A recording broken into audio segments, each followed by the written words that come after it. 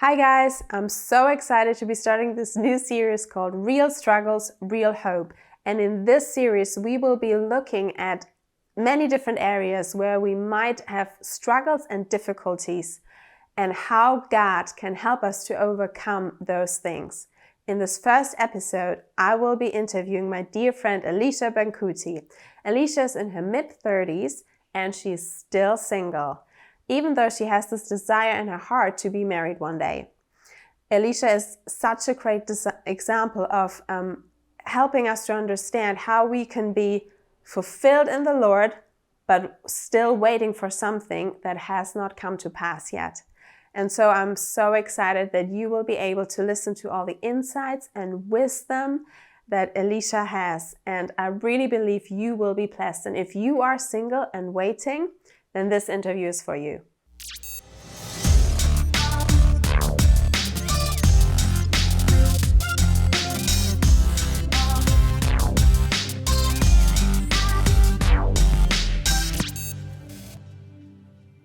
Hey Allicia, I'm so happy to have you today with us. I'm so excited. Me too, I think this will be a really, really cool conversation and a discussion about a hard topic. I think for some it's a hard topic, but I want to start with you're a very creative person and you have written a book. It's called The Princess Who Had No Suitors. And I would just love to start with you just telling the story. Why did you write that book? And it's pretty much your story in it. It is. It's my story with a twist at the end because it's what I hope will happen with my story. But I was actually helping out on a creativity course. I work full-time with Ellel Ministries. And so we were running a weekend creativity course and I was facilitating the table that was doing storybooks. And I just really felt prompted by the Lord to make my own book. So, I mean, I love being creative anyways. So I just started like doodling and I was thinking, oh, what should I do? And this idea popped in because I often would say to my mom and dad, it's like, I feel like I'm just this like, God's daughter, just away somewhere with no suitors, like nobody comes. And my dad would always say to me, like my earthly dad, Allicia, like it will be when it's the right person, then you will be seen, like they'll see you. And so I just started to like create and write and make some, drawings on it. And it was the end of the course and they asked if anyone wanted to share their creativity and we went around the circle. And so I was like, oh, I'll read my book. And actually, as I read it, I began to cry. I was surprised. It's so interesting when you do something led by the Lord, that it can minister back to you, when you read it or see it or watch it. And afterwards, one of the men that was there just said, oh, Allicia, like my daughter's the same age as you. And this really spoke to me because this is my heart for her.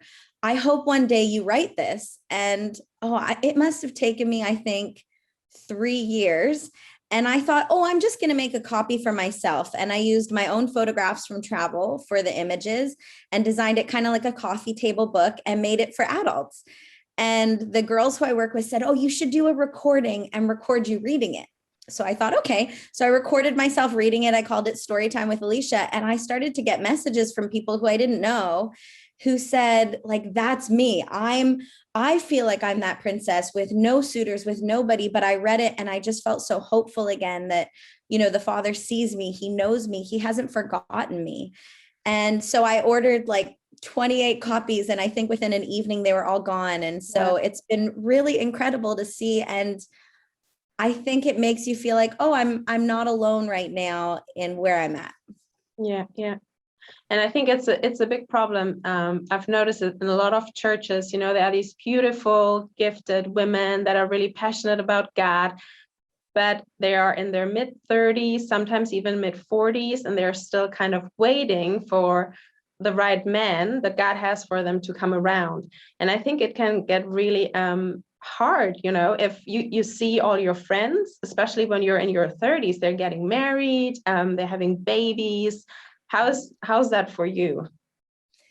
Yeah, I think I would say it was even harder in my like mid to late 20s, because that was the season where everyone was like getting engaged. it's a different kind of hard now, because the people that I know that are getting engaged are girls that I've mentored, and I've encouraged them to wait on the Lord. So I'm kind of like, oh Lord, don't forget about the mentor as well as the mentee. But now in a season, watching my friends grow their family, and I think it's challenging because there's this belief that, oh, maybe you're single because you're too picky, which is absurd, because wouldn't it be the one area in your life that you'd want to, be cautious and know it's the Lord? Yeah, right. Or two, they'll say to me like, oh, is it because you feel like you're called to a life of singleness? And no, I don't. I mean, I feel called to the Lord. So until he says otherwise, this is what my season looks like. And so I think it's people don't know what to do with it. So it can be a really either a hidden, like the conversation doesn't happen, or the conversation is just a little bit maybe hurtful or awkward. I know the intentions are not bad, but I think it's something that the church could learn to maybe be better at, to actually like help women who are single continue to grow in their faith the same way they would whether they're discipling young married couples or young engaged couples, to say, okay, where can we help these women grow in their walk with Christ? Because it's not like our walks have, all of a sudden become stagnant because we're not married. Yeah. I'm still called to the Lord, just like the person who's married or the person who's a widower or the person who's a teenager. We all have the same call. It just looks different, Yeah, that's right. And what I love about it, we actually talked last week about this. You said something about active waiting. I think because often, when we're in the season of singleness, we can be like, oh, I'm just going to sit on the couch and just wait till something happens. But what does it look like for you? You're actually actively waiting. Yeah, that's such a good question. After we had spoke first, I was chatting with another friend who's also single, and the way that I felt like the Lord kind of gave me a picture. And both the programs I did in school were college. They were very hands-on. And so I had a lot of opportunities to do assignments and projects and internships to learn about the field I was about to step into. And so when I took journalism school, I practiced what it would be like on air. I practiced as to, how to train my voice. I did what I could in that season to get ready for the job. Now, it wasn't the job. I wasn't in it yet. And people could have said, oh, you're very naive. Once you're in the job, it's going to be harder. Well, of course it will be, but I could do what I could in that season to get ready for the job that I had, because I wanted to be faithful with that time. If I didn't do the assignments, if I didn't, do my internships, if I didn't put the work in, then when I would go into the job force, I would be unprepared. And so that's what I've been like in my walk in this area of singleness, is I felt like the Lord has said, just because that's your relationship status doesn't mean our relationship is put on hold. Right. And so I've thought, okay, how can I continue to walk with the Lord in healing body, soul, and spirit, but also get ready so that when the Lord does, step me into a different season, I don't go, oh, I really wish I didn't complain and sit around that whole time. I wish I would have done A, B, and C. And so I made a list of things that I would love to be, in a place of once I was married. One of them was debt-free. Mm-hmm. The other one was I'd like to be in good physical shape, because I hope that if I get married, that my husband and I can have fitness as part of our relationship. So there was just a few things that I did. And so I became debt-free the year I turned 30. I, make an effort to work out several times a week. And it's not for any other purpose except I want to be ready for whatever the Lord calls me to. And whether that's calling me to, hike up a mountain to minister to a group of people that live there, I want to be physically fit. If it's calling me to, we should be ready, because biblically we're supposed to be ready. We're supposed to be the bride. And so I think it plays out in our walk with Christ, but also in this season of waiting. And so there's been practical things. I just want to say, it doesn't mean that it's easy, or that every day I wake up and I'm like, today I'm going to learn a new recipe so I can be the best wife one day. Some days I think to myself, why do I even need to brush my hair? It's not like there's anybody around right now. So I'm not always in the best of place. No, but I think that is so good and so important. And I love that you are kind of trying to get the balance right, because I think sometimes people can get they can get so focused into, oh, everything I do needs to be in preparation, that I might be a wife. and they kind of can get lost in that and forget there's actually so much more. Yes, I want to be diligent with that. I want to get ready and be the best when it's time, but also actually, there are still people to serve, and there's a life to live, and there are things that God has for you now in this season. And I think that's beautiful how you, kind of, you're very proactive in both areas, and you're trying to get the balance right.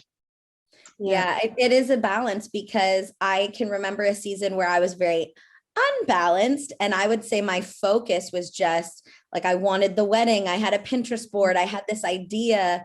I thought I'd have kids by a certain age, and I was so focused in that. Yeah. And I thought, Lord, I don't even know what you're asking me in this season, because I'm so obsessed with what season I really want, which means ultimately I don't want what the Lord has for me. And I mean, that's jealousy in any form, whether I look at someone else's life and say, oh, I wish I was Hannah. I wish I had a family. I wish I was serving with my husband in ministry. Well, I can look at your life and go, wow, Lord, those are some goals I would love.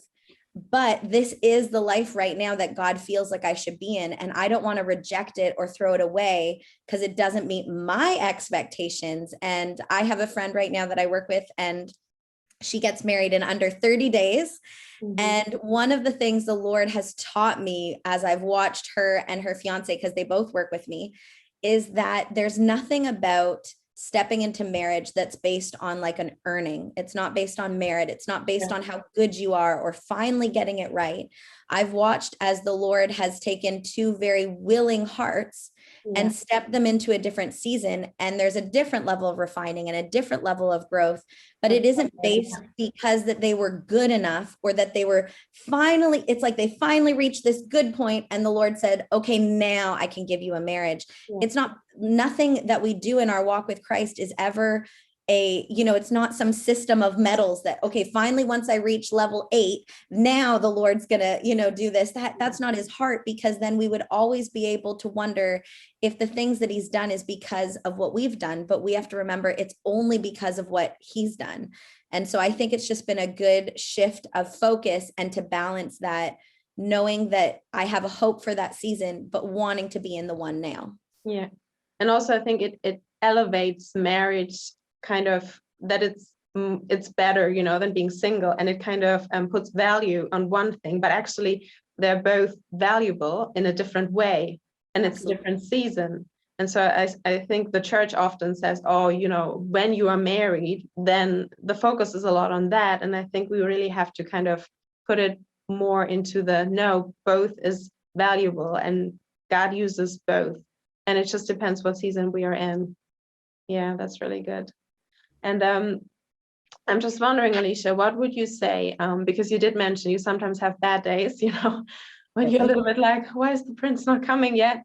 What would you say to, to the woman who is really struggling, who feels, the Lord just has forgotten me, or maybe, this is my heart's desire, but it's not being met. And it says in Proverbs, hope deferred makes the heart sick. So what would you say to her? And how do you deal with those days when you're also shooting weddings, you're a photographer. So, you're on another wedding, but you're not the bride. Yep. Oh, I wish I had like a formula, because that would be great. If I could bottle and sell the formula for single women, I think I'd probably become a millionaire. But some days naturally are harder than others, just like any other walk, with the Lord. Whether it's, learning to walk a forgiveness journey, whether it's a new job, whether it's an area of refining, there are good and bad days. And if I only focused on, well, this day is bad, therefore God is going to do this in any other area of my life, there would be no hope. And so one, I do think it is important to acknowledge when there's maybe a grief or a sadness or a disappointment, because the Lord he's big enough to handle that. So there have been days where I've said to the Lord, I am really wanting a family. I know I don't have to remind you, because it says in Psalm 139 that he thinks about us so much that it outnumbers the grains of sand, which if you've ever picked up a pile of sand, like you can't even count the pile in your hand, which means ultimately God is thinking about me all the time. So I don't have to remind him, but I think it's more for my own, just to come before him as my dad, as the king, to say, you know, Lord, I'm just sharing what's on my heart. I'm finding it really hard. And then I invite him into the hard. I invite him into the struggle. I invite him into the temptation. I invite him into the, you know, the thought of, well, maybe I'll just date anybody, you know, and I have those moments. Of course I do. But then I come to him and say, but Lord, I want you to be enough for me in this season. And today I don't feel like you are. Can you show me why? Or can you show me how I can draw near to you? And I think part of it is it's like, you're afraid sometimes to say it's really hard being single, because usually the response in the church is, and I think it's because people don't want you to idolize marriage. So they say, well, just so you know, marriage isn't that good and it's really hard and very challenging. And you should love this moment of singleness. You have so much time. I would kill for that again. And, you know, they say these things, which I know it's because they love us and they want us to be married and they don't know what else to do. But I actually do know what I have in this season. I'm very aware that I can go to a mall and there's no one that stops me from going to 19 stores or slowly trying on something. There's no one small tugging going, I don't like this store. I want to leave this store. You know, I check with the Lord before I spend money, but I don't have someone else I'm budgeting with. I understand there are huge benefits. But I also understand that despite that, I can also bring my lament to the Lord. And that's what David would do in the Psalms. He knew the goodness of God, but sometimes he had to get out the emotion first. The other thing is to find some like-minded single women who are not bitter and who are not going to just kind of drag you down, but the kind that build you up, that call you forward, that say, you know, we might be single, but let's do a mission trip together. Let's do this study together. You know, because we can, let's get in the car and go on a road trip together and celebrate this season. And I'm really blessed right now because I'm surrounded by some incredible single women in their 20s, in their 30s, in their late 30s. And we're all in the same boat. We'd love to have a family. We'd love to be married, but at the same time, we're also loving this season as well, so that we can call each other on the hard days, but we can celebrate the good days as well.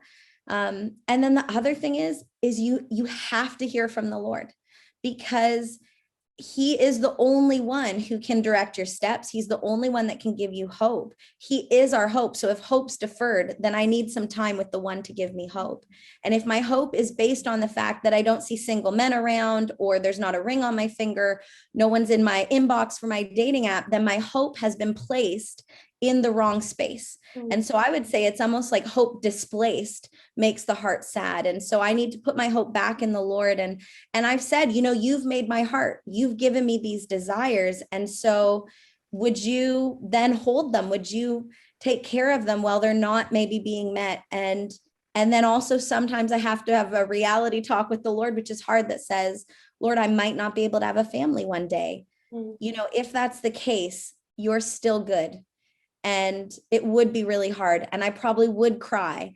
But you know that. And I know you'd be able to walk me through it just like every other season. And so I think some reality for people to come forward and to really caution your heart for any bitter root to start. And that can come with saying things like, there are no godly men around, which I don't know about you, but if I was in a group of really, you know, if a godly man said there are no godly women around, I'd be like, hey, yeah, you'd be like, hello, I'm here. And so I think it's really presumptuous to assume that because no single men that I'm looking for, maybe that meet my criteria, are around me, that they don't exist. I mean, we live in an enormous world. And I mean, the couple that I work with, they didn't even know each other 2 years ago. They weren't even on each other's radar. And God is so much bigger. He's not limited to online dating. He's not limited to lockdown restrictions. He's not limited to those things, but to really check and say, is there bitterness in my heart towards men, towards married couples, towards people with children? If I go and hang out with my married friends and I get a tinge of, I know that's my issue, not theirs. That has nothing to do with their season. That has to do with mine. So I then have to go to the Lord and get my heart right so that I can be a cheerleader for my friends, because they cheerlead me. And I have many married friends who would love to travel around and have the freedom to shop in the mall. And they're never bitter towards me. And I don't want to be bitter towards them. Yeah, that's so good. I love what you just said. And I really hope everybody heard that. And actually what you said about reality, you know, being real. And it so reminds me of Psalm 13, where David really pours out his heart to the Lord. And he says, how long, oh Lord, will you forget me? You know, you're looking the other way. Don't you even care about me? And he's so strong about it. But then at the end of the Psalm, he says, but I trust in your unfailing love. And David really brings it back to the point. Yes, it's okay. You know, you have a tantrum with the Lord and really pour out your emotions and say, that is really painful that I'm still not married. But, and I think you do that so well, you then really, you look back to Jesus and you're like, okay, but you're still faithful. You're still good. And even though, I love what you said about this, even if I should not get married, Lord, you will see me through this. And I think that's just incredible, Allicia. That is really, yeah, amazing. Well, thank you. And so my next question is, so what would you say to me? You know, I'll be married 10 years this year. I've got 4 children. So what would you say to a woman like me who, yeah, has what you don't have, but how can I support you? How can I encourage you the best? I think I shared this with you. I had a friend who she was married, but she wasn't able to have any children. And she said the hardest thing for her was that people kind of ignored that fact. They didn't talk about it. They didn't, approach her when there was a baby shower. They would not walk up to her and be like, hey, this is maybe a bit hard for you. You know, how do you, what do you do with that? And I think so what do you need from your sisters in Christ who have kids, who are married, who live that life? How can we support you? It's such a good question. I think one of the things that I've loved is when my married friends have celebrated marriage in front of me. Yeah. I think maybe there's this misconception that they should downplay marriage, kind of like when you have a friend on a diet and you don't want them to know how good the thing is that you're eating, but it is like, really chocolate doesn't taste good. I'm just eating. It's like, you know, it's not that great. No. And it's actually not helpful because it's not real. And if I get married, I would love to have a godly marriage. So I would like some hope that it's possible to have a godly marriage. So I think the first thing is to example that and to never be ashamed of having a marriage that is Christ-centered, to display that, to show what it looks like, to have a disagreement, to show what it looks like to serve together, because then I can go, okay, Lord, I know why I'm waiting. I'm waiting for something like that, not that exact marriage, but I'm waiting for something of value, of substance. That's why I don't want to settle. The other thing is just, I think, to check in. You know, we always joke because sometimes people check in and you're like, oh, I don't know if they think like I'm always sad, but it's better that they check in and say, how are you doing? I know one of your friends is getting married. That might be really hard. And my director is like, he's just so caring. He's like a father. And he said, I just wanted to see if your heart's okay. And my heart was okay. So I was able to go, yeah, actually, I am okay. This is what God's showing me. But I'd rather that than him go, well, don't be ridiculous. Like, it's not, just suck it up and continue on with your walk. What you have is good. So I'd rather actually that they acknowledge and they just ask. And then that gives me a chance to respond, especially if I need help. And the other thing is to like include single people. I think maybe there's a misconception that single people don't want to hang around with the married couples because they don't have someone. And yeah, sometimes it's awkward, but actually I really love hanging out with my married friends. I love that I get, both of them, and they're both very different and, have different personalities. And some of my friends' husbands are my greatest cheerleader alongside my friends. And I have friends, their names Hillary and Nathan, and they have just both like cheerleaded for me in the area of relationship, and not just her, but him as well. And he said to me, like, Allicia, like, we pray for a godly man for you, and not just anyone will do. And they actually really care. And so I see that and I go, wow, like there's a reason, there's a reason that you wait and set apart something, because it's special. It has nothing to do with being overly picky. It has to do with, I know the value of marriage. Being in ministry, I see a lot of married couples come in for our courses, and marriage is hard. I am not oblivious to that, because I've seen couples who have a godly, Christ-centered marriage, and it is hard. And so I look at what they have and go, okay, Lord, that's hard, but it's worth it. And I want that. And so I think it's okay to display something beautiful for your friends and cheerlead them and support them together as a couple, and say, how can we be praying for you? And also, keep your eyes open. If you see a really godly guy, don't be afraid to go, hey, I actually know, I know of a friend, this is where she's at, this is what she's walking. Would you ever be interested in meeting her? And then it's my decision. You can bring that forward, and then I can be like, yeah, I have peace or not. And sometimes you're the best matchmaker because you're the people that we trust the most. Yeah. That's so good. And just to say also, my favorite is really with my single friends. They come and they play with my kids because they have the energy. They have slept through the night, but they really are the best, like aunties or uncles, when they're single men. And it really enriches our family to have them. And we do sometimes, movie nights with friends. And yeah, it's just so great. And the kids, they just love them. Yeah. So is there anything else you want to say, you want to share that's important to you? I think maybe to not give up hope because of your age. I know there's some biological realities of being a woman and moving maybe through your 40s. But I just have to remind myself that there's nowhere in God's word where it gives us, this blueprint of the age that you should be married.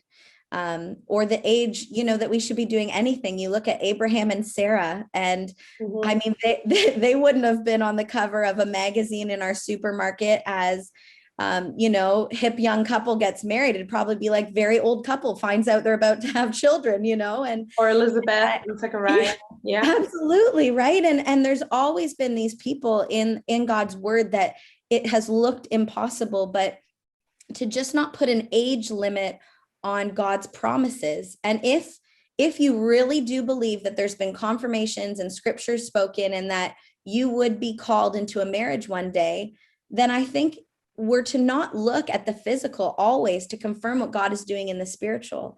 And faith is believing in the things unseen. Yeah. And one of the scriptures God has given me time and time again is, blessed is she who believed that the Lord would be faithful to his promises. Mm-hmm. And so I've just said, Lord, I want to be faithful to your promise. I want to believe, even though right now I have a lot of unbelief, but I'm going to believe because you are true to your word, not because of my circumstances, not because of what I see. And so I think not to throw things away, but again, hold them lightly, like everything in this world. Our lives were to hold lightly. Our jobs were to hold lightly. Our family, our relationships, our kids, our parents, everything were to hold lightly. Because we are to have one focus, which is on him and for eternal life. And so I think not to lose hope just because maybe your age is, growing. And I'm speaking to myself here because this year I turned 35, and I have very much said to my roommates, like, 35, Lord. And I can remember thinking I'd be married at 24 and I'd have kids and I'd have this certain specific life. And just time and again, I just resurrender it. To say, Lord, I'm 35, you know my desires, you know my dreams, but I give them to you because you know what's best for me. And I've had the privilege of ministering to so many young women and watching them get healing and watching them get set free. And I'm like, Lord, if this would be worth the wait, these eternal treasures that are being stored up in heaven of people getting to meet you is worth every moment of it. And I often, will speak at events, and there's been times where I've, yearned to have someone alongside me speaking together. Yeah. And I was at this one specific event, and I felt the weight of just the stories of these kids that they were sharing. And I was sitting in the back, just kind of crying and processing with the Lord of what I heard. And and how my heart ached. And I said, Lord, I would have loved to have a husband here to pray with some of those young men. And what the Lord said to me is, but like, am I enough for you right now? Wow. And it was so challenging because he then said, and are you enough right now? Like, if I send you, is that enough for you? And I realized that at that moment, I was putting value in that. If someone was married and speaking, they would have been more valuable than me. And like what you said, the value is not based on your relationship status. It's based on Christ in you. And I realized that actually the value of that weekend that I was at that camp was just the amount of love I have for Jesus and him working in and through me. That's valuable. Yeah. And I just said, Lord, I'm sorry that I would want something other than what you've given me right now. And so I think to cling to that hope, but to remember that he has things for you to do right now, and to have hope in that. Yeah. Yeah, Allicia, I really love what you just said about that you're valuable, even when you're not married, but you're just valuable for who you are, because you're a daughter of God and he loves you and he cherishes you and he values you. And of course, because he's such a good father, he wants the best for you. He wants to bring the best suitor, the best godly man that he has in store. And I also really love what you said about to be content in the season you're in. And I think you're learning such an important lesson. And I know, that might be off-putting for some people who are single and struggle with it. But the truth is, if you're not content in the season you're in, you won't be content when you're married, because there will be other things that are, upsetting you. And I think we just have to learn that. And I think for all of us, no matter if we're married or single, it's just a matter of releasing it to the Lord and just surrendering, to him what we have and letting him transform us into his likeness day by day. Yeah. That's really good. And I just wanted to finish by reading. I was really touched by the dedication that you wrote into your book. And I'm just going to read that out. So you wrote, "This book is dedicated to all the incredible women of God who are waiting on the Lord for his best, for the ones who haven't compromised, who are blessed because they believe that he will be faithful no matter how long it takes. Don't lose hope. He knows your heart and his timing is perfect. He is never late." And I think that's just beautiful. Thank you.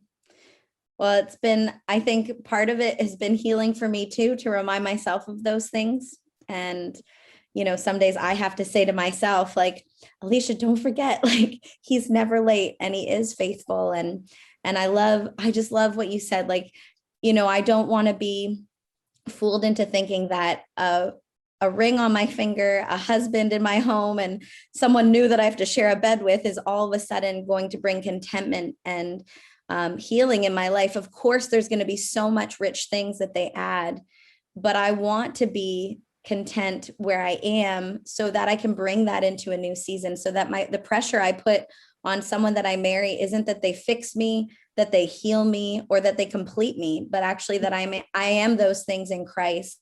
And I know that they'll bring out things in me that I didn't even know I could do or be, and I'll do the same for them. But I do want to live in a place, like you said, like surrendered to him, to know my value now in this season so that I can know it walking into the next season. Yeah, that's so good. Well, thank you so much for this interview. That was amazing. And I know it will bless many, many single women and maybe some single guys out there. Yeah, I'm sure there's many suitors that are waiting as well. They're just waiting for a princess. Yeah, because I feel sometimes we forget those, right? We're so focused on the women. Yeah. For sure, yeah. Well, Allicia, how can people get in contact with you? How can they follow you, or maybe order the book if they are interested in that? Oh, that's a great question. Probably the best would be to use my Instagram handle, which is just Allicia_Nicole.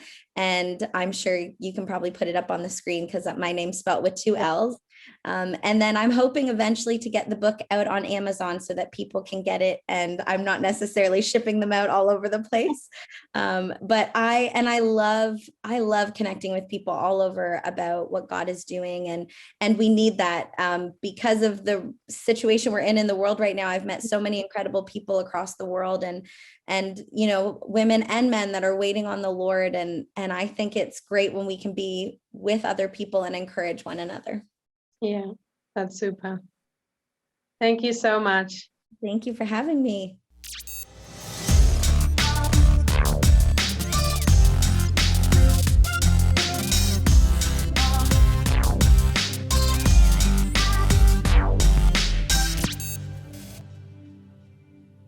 I hope you guys found that really helpful. Please share it with anyone that you might think will benefit from that. And I'll see you in the next episode.